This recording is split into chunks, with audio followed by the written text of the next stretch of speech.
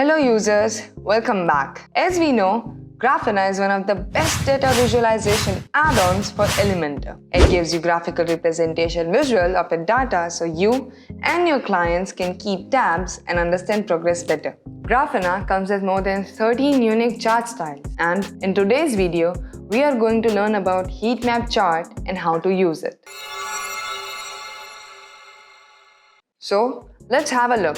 We have already discussed about all the primary customization options in the previous video, and to view them, you can click on the I button. Open Graphina, then drag your Heatmap chart to your page. Go to Chart Settings. Here, you have multiple options. You can resize your card from changing the values here. You can also turn the toolbar on and off.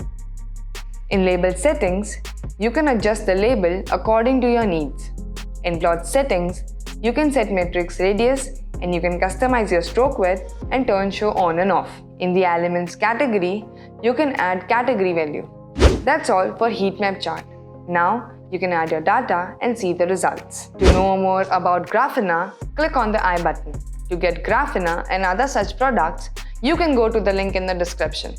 Graphina, graph your destiny.